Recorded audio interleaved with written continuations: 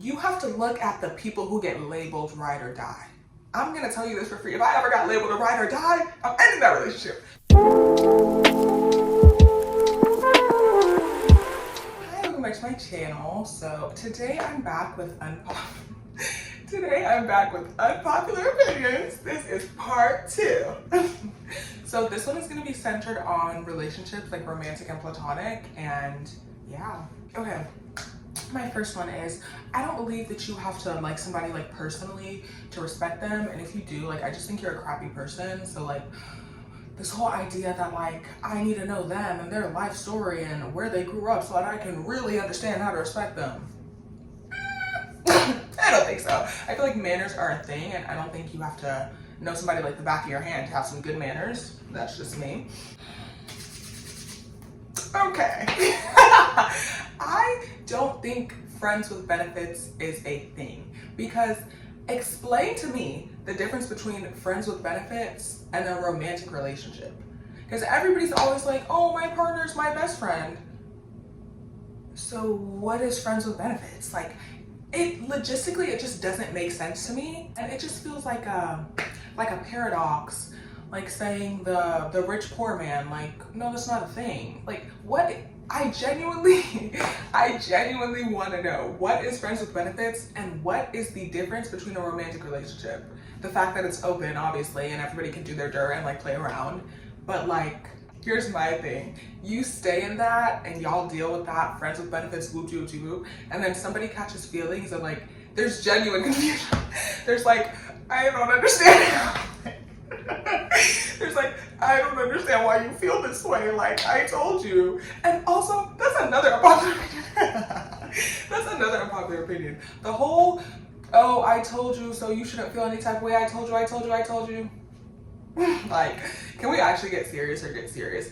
There's a way that you act and a way that you interact with people and a way that you treat people, that there's only one way that's gonna lead. Like, we're not animals. We have feelings and emotions. So if you're treated a certain way, and if you're cosplaying like you're in relationships, it doesn't matter how many times you say, but I told you, like, I just can't, like, it doesn't matter how many times you say, like, oh, like, I told you, like, it's not, like, you're acting, y'all are literally cosplaying a relationship. That's what I think. Like, I think with some of these, like, situationships and friends with benefits, blah, blah, blah, you're just cosplaying a relationship, and then when somebody wants a relationship, it's like, I don't understand how that happened. You don't?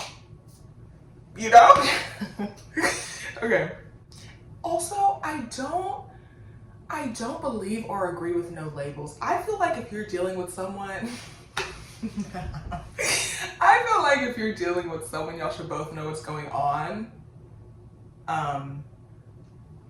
Like, I don't know why that one's unpopular, but I feel like it is. But I just feel like, the whole no labels thing is really just an excuse for you to, when you play somebody, you can just say like, oh, but like, we had no labels, so it's not playing. Like, you know what you're doing.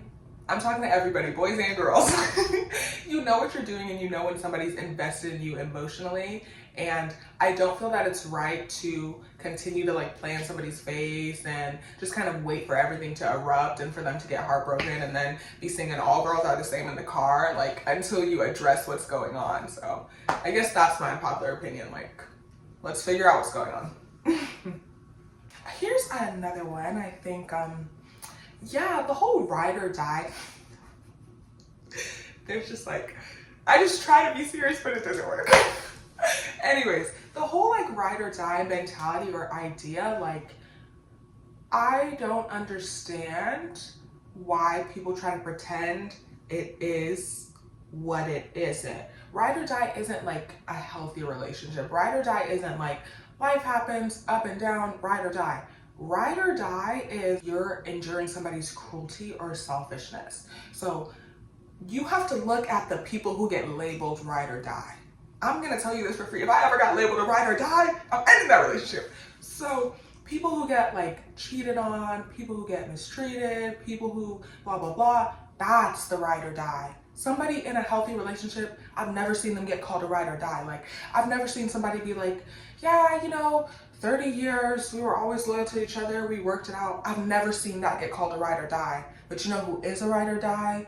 Yeah, like he cheated on me 15 times, but I just knew he was the one. That's the ride or die. And that's why that ride or die, like I just have to flee. I have to flee. With cheating. This is like a tongue twister. It's kind of crazy. But with cheating, for me personally, that's the end of a relationship. But here's where the unpopular part comes. I believe that if you decide to stay after cheating, you have to do just as much work as the person who cheated. Like I said, I would never stay. So in a relationship, if somebody cheats and you decide like, hey, I want to like, you know what?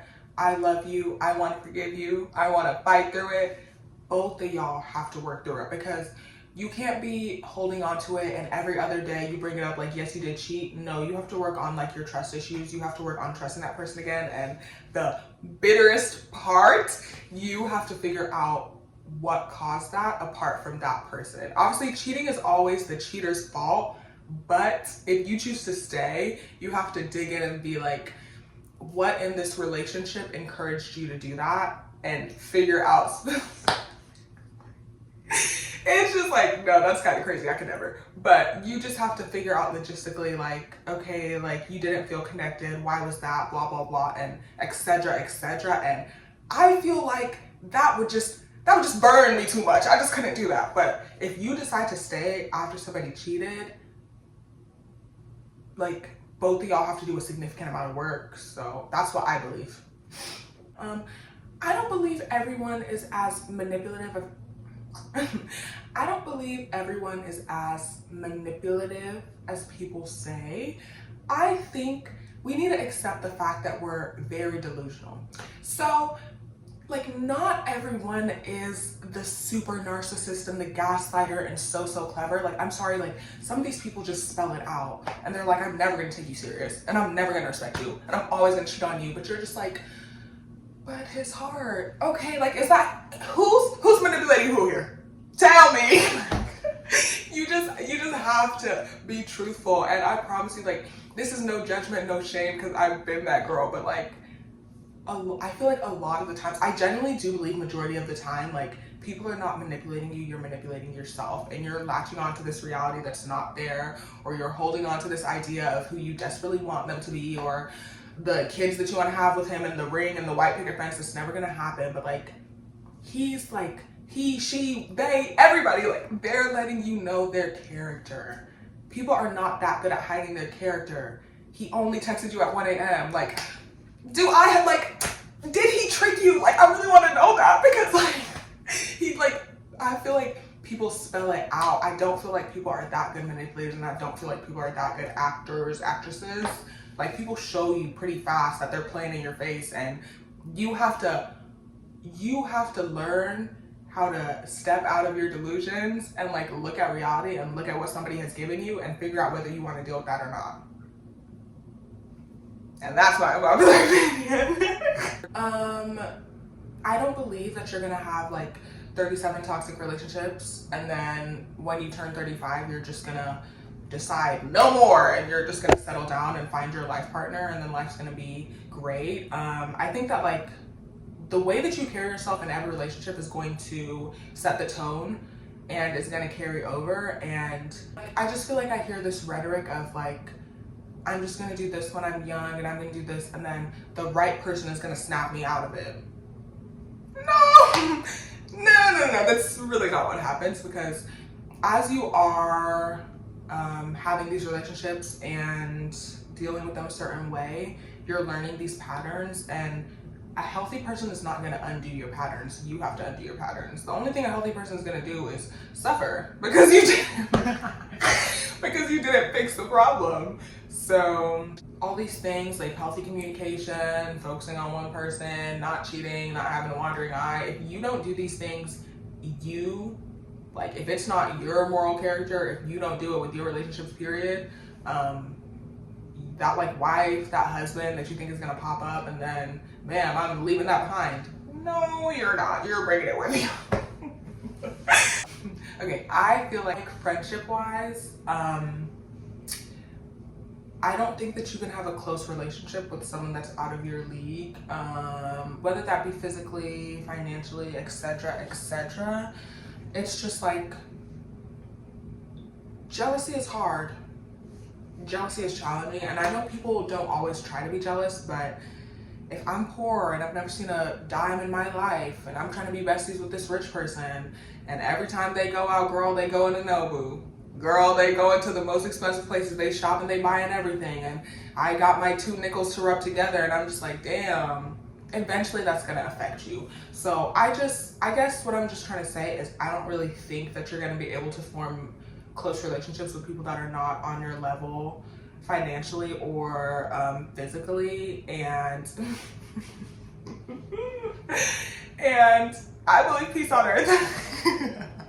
Same thing with the physical thing, because like if you're like a 5 and you're trying to be friends with this girl that's a 9, and every time she goes out all the guys are on her, they're like, damn, be with me please.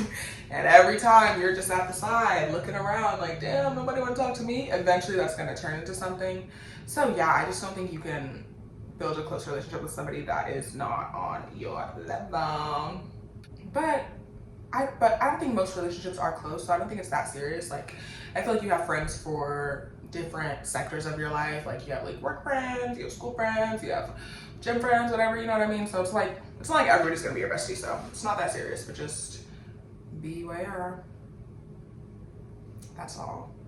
If I think of more, I'll make a part 3, possibly. Select.